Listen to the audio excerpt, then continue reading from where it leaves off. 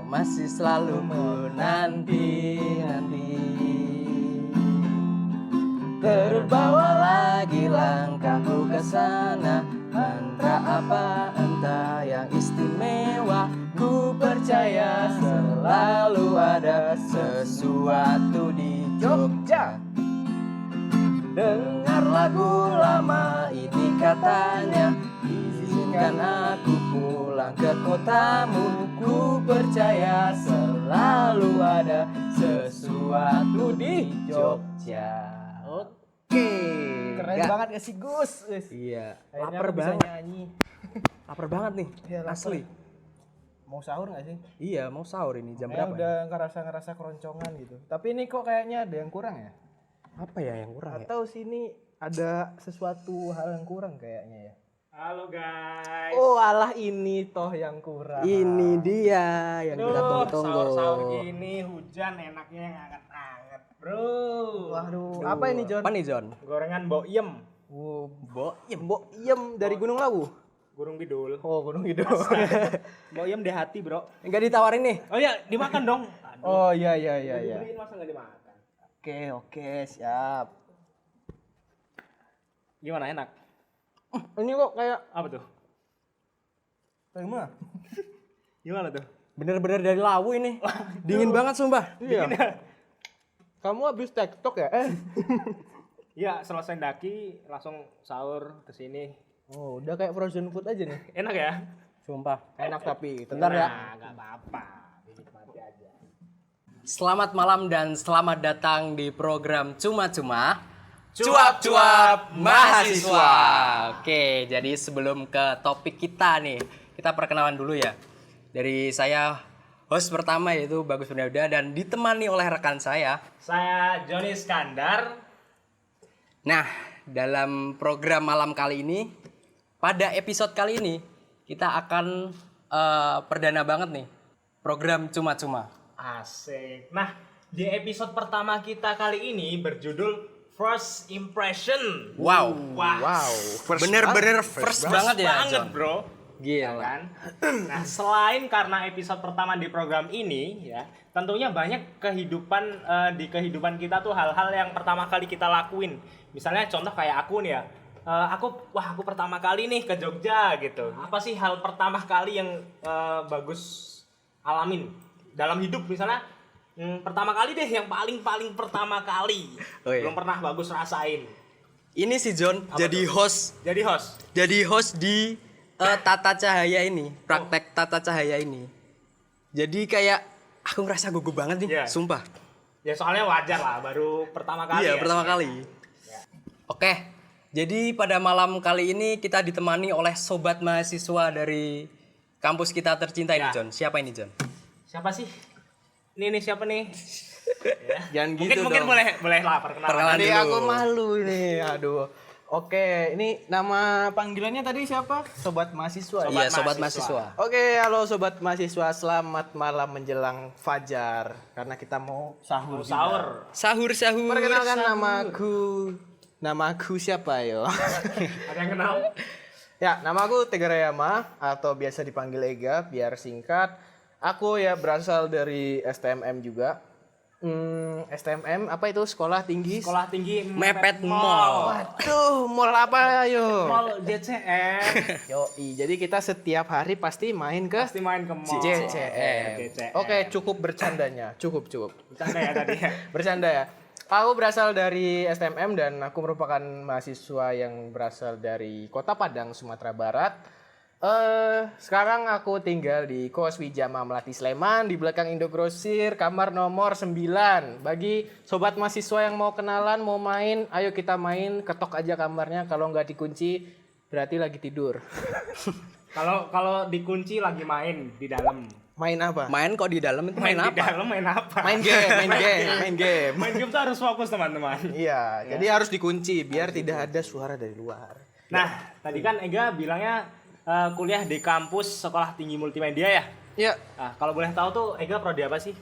oke, aku berasal dari prodi yang katanya itu paling asik. Katanya ya, aku nggak bilang Apa loh tuh? ya, katanya ya. Katanya paling asik apa tuh? Prodi Manajemen Informasi Komunikasi atau MIK. Bercanda ya sobat mahasiswa, semua prodi asik gitu. Cuman ini katanya doang. Katanya ya jarene jarang benerin. bener. Jarang Bener. Kalau dari ini Mas ganteng ini John dan Bagus dari prodi apa? Kalau aku dari prodi yang anak-anaknya tuh sangat bisa dilihat. Bisa dilihat ya. Aku dari prodi Matex Tosi ya, Manajemen Teknik Studio Produksi.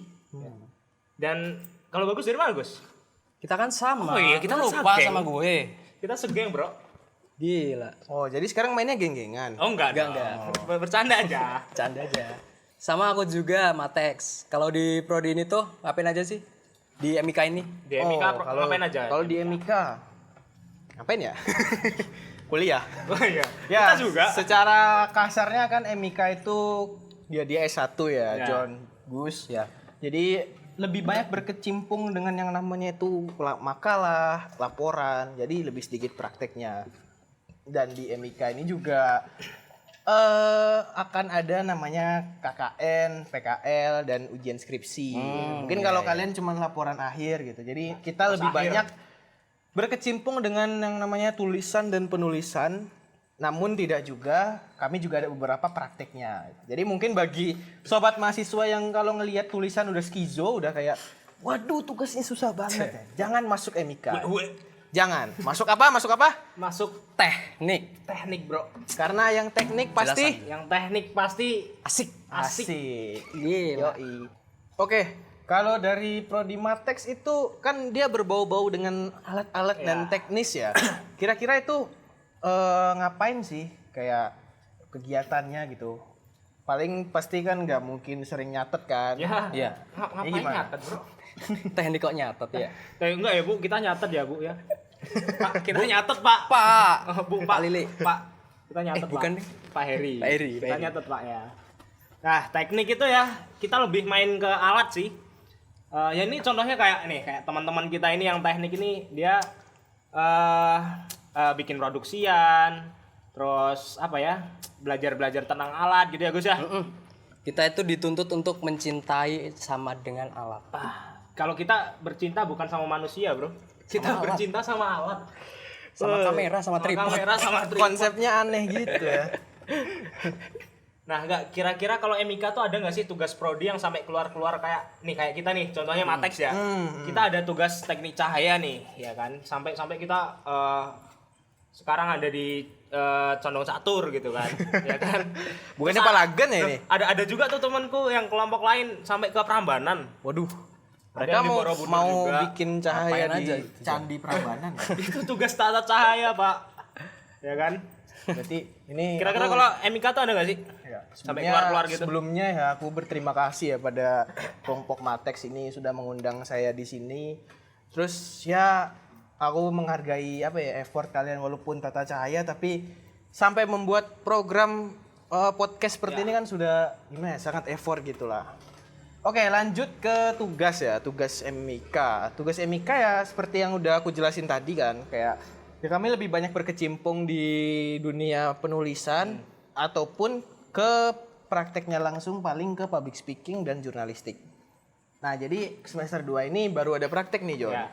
Jadi jurnalistik itu kita ngereportasein hal-hal yang ada di sekitar dan dalam bentuk feature, hard news, soft news gitulah. Jadi ibaratnya itu MIK ada cross matkulnya dan katanya nih ya di semester 5 bakal ada matkul fotografi.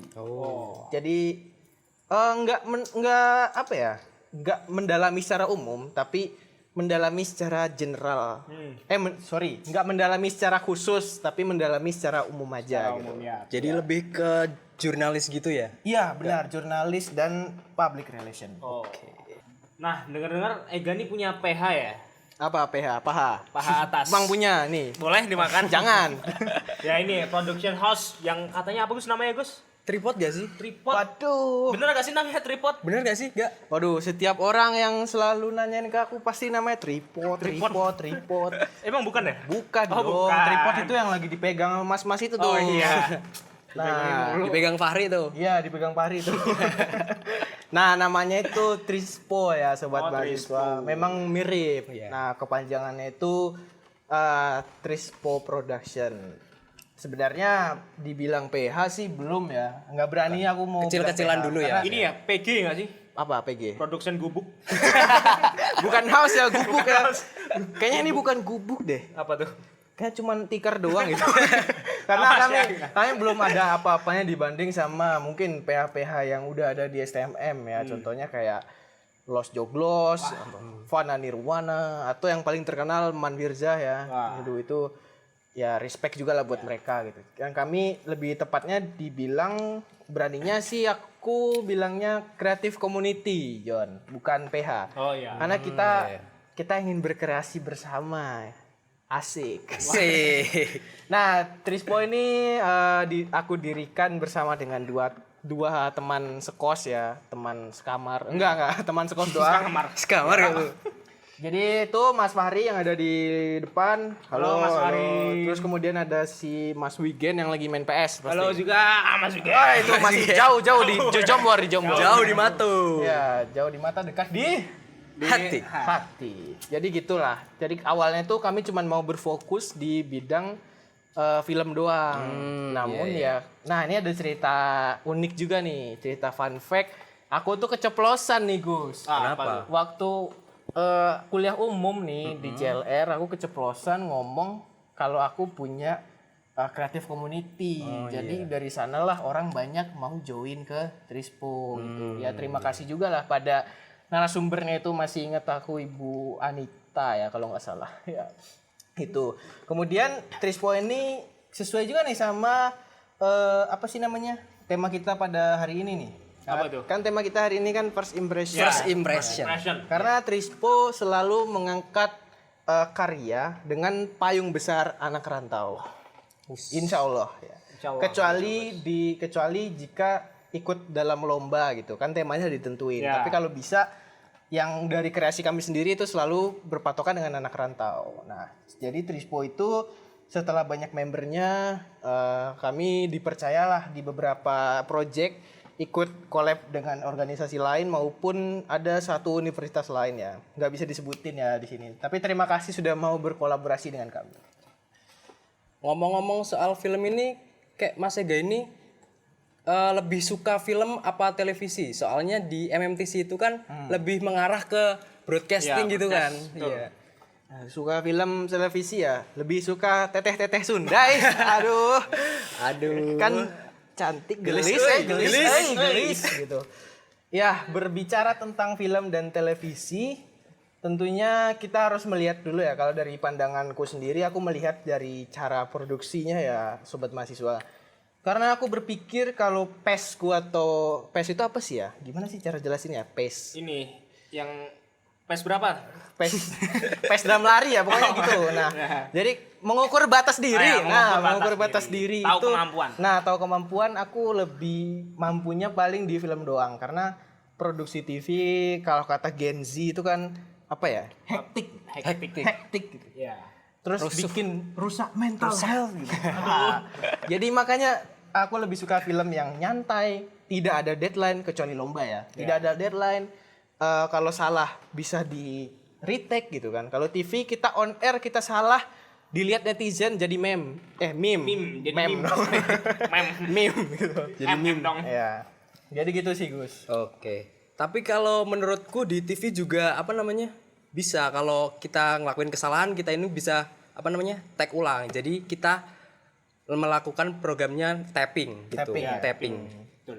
Iya. Cuman ya memang lebih suka ke film aja sih. Oke. Gitu. Kalau lu John, suka apa John? Aku lebih suka itu mbak-mbak produser. Jadi malu. Ayo. Ya, aku semua suka sih ya. Iya. Mau mau televisi kah atau Film. kah, semua aku suka. Ya itu sih. Aku suka Susunya tinggal. Udah. Lanjut. Jam-jam rawan memang ini. jam rawan ya, jam berapa ya? Jam 2 ya? Jam 2 nih. Dua. Lanjut, kita mau bahas apa lagi nih? Jadi ini gak, waktu itu kan lo daftar di STMM kan? ya, Nah itu lewat jalur apa? jalur langit. Aduh, Allah, yang bener lah. iya. Jalur langit, Bro. Jalur langit alias jalur prestasi. Jalur prestasi. Gila, lu berarti pinter banget ya. Waduh, ya. Ini pasti kelas A sih ini prestasi. Pasti kelas Lah, A. emang kenapa kalau kelas A? Emang Soalnya- yang B sama C masalah? Iya, aku kelas B loh. Parah Wah. lu, John, parah. Aku Gimana? kelas B. Aku kelas B bukan kelas A. Aduh, ya mungkin ya memang hokinya di sini, Ya. rezekinya di sini lah ya. Karena ya dulu kan daftar UTBK, aku termasuk siswa yang sangat nekat sekali ya dari Padang, tapi nyoba UGM sama Unpad gitu, UTBK. Tinggi banget gapnya tuh. Tinggi, terlalu tinggi ya. Kayak harapanmu ke dia. Aduh, John, jangan galau mulu, John. Kalau Jadi makanya aku tuh sebelum daftar ke STMM pasti kayak udah galau gitu kan. Aduh, Ya. ya Allah, keterima gak sih ya Allah gitu. enggak. Ternyata enggak gitu kan. Terus apalagi itu bulan puasa kan, kayak kita ibadah gitu. Enggak fokus jadinya. Nggak fokus ya dia kan gitu. Ya gitu deh, mungkin memang rezekiku ya diterima di Ya. STMM ini. Nah, dari sekian banyak kampus yang di Jogja nih ya, mungkin seperti UGM, UNY, atau ya kampus-kampus yang UTY, UTY. UTY, iya. ya Amikom. Tapi kenapa milihnya kok STMM? Kenapa STMM? Kenapa STMM? Aku juga masih bingung itu. Kenapa Bandung? Kenapa Jogja? Karena Jogja. Istimewa. Pastinya. Kenapa? Kan kalau UGM kan udah pasti kan aku terlalu cupu buat dia. Gitu kan. Ampun Bu. Nah gitu, kalau UGM kan aku udah pasti kena tolak ya Ya. waktu itu ya. Jadi untuk kampus-kampus hidden gem lainnya seperti Amikom, UTY gitu-gitu. Sebenarnya tuh aku udah tahu. Namun kenapa bisa nyasar ke STMM? Ya untung nyasarnya ini ketemu teman-teman yang bagus juga gitu. Jadi nyasarnya mungkin ke sebuah tempat yang Nyasar yang bener gitu cocok ya. bener ya. yang cocok gitu kan. Nah, yang pertama jelas karena STMM itu kan bukan perguruan tinggi swasta. Karena ya aku mencari perguruan tinggi negeri nih. Nah, buat sobat mahasiswa yang masih bingung, STMM itu merupakan PTN atau perguruan tinggi negeri yang di bawah naungan siapa? Gus? Komdigi. Komdigi yaitu Kementerian Komunikasi dan Digital, Digital. Republik Republik Indonesia. Indonesia. Dan fun fact-nya tahu STMM itu H-2 sebelum pendaftaran. Jadi aku daftar itu H-2 sebelum pendaftaran karena dikasih tahu oleh ayahku, dia bilang kalau apa ya, STMM itu sudah terkenal nih John. Karena dulu kan memang untuk anak-anak apa ya, calon-calon PNS mungkin kalau Ya. nggak salah ya. Ya. Berarti ini STMM ini kedinasan atau bukan? Nah, kalau dulu sih katanya kedinasan, cuman nggak tahu juga ya. Kalau dulu katanya kedinasan dan waktu zaman ayahku masih kuliah gitu, dia pernah studi tour ke kampus ini, ke kita, kampus kita STMM. Nah, kata beliau alat-alatnya pada tahun 95 itu udah wow itu udah bagus lah. udah bagus buat banget waktu itu ya. udah bagus banget buat waktu Ya. itu. Makanya ya minimal kamu masuk di sini, siapa tahu rezeki kamu nanti masuk ke kementerian, kerja di kementerian gitu. Mungkin seperti itu ya. Emang kalau lulusan STMM ini harus kerja di kementerian gitu ya? Atau bisa dikerja di mana aja nih? Menurutku sih enggak ya, bisa fleksibel aja gitu. Tapi kemungkinan chance untuk kerja di Kementerian Komdigi akan lebih besar kalau Iya. kita berasal dari anaknya. Dari kan? anaknya, anak asuhnya gitu ya. Ya. Ya, Biasanya informasi juga- orang dalam gitu ya? Enggak gitu, enggak gitu. Kita harus berusaha ya sobat mahasiswa. Percaya Jangan dengan diri ordal. sendiri. Kemampuan dirimu itu lebih baik, Bro. Ya, betul. Tadi kamu ngomong apa sih? Ini ya, jangan lupa. Ini informasi penting juga ya buat teman-teman yang mau masuk ke kampus STMM, bahwasanya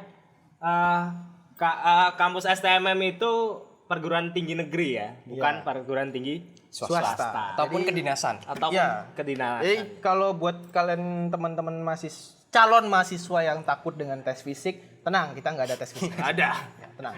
Kita tes apa? Tes mental. terus mental. Oke. Nah, dari sekian banyaknya prodi di STMM ini ya, ada Mana Protsi, ada Matekstosi ya, Manarita. kita ini ada Manarita, ada permainan, terus ada animasi. Kok milihnya kenapa milihnya ini sih apa? MIK sih? Kenapa milih MIK ya? Ya karena apa ya? Waktu itu kan memang aku ngincarnya S1, Jon. Oh. Jadi ngelihat gitu kan semuanya D4 ada nyemplung nih S1 satu nih. Wah, Ya udah langsung klik submit gitu. Karena ya memang itu juga dulu tidak direstui oleh orang tua ya untuk ngambil D4 gitu. ya. Jadi orang tua memang menyarankan untuk ngambil apa namanya? sarjana S1 gitu. Emang bedanya apa sih, Ga?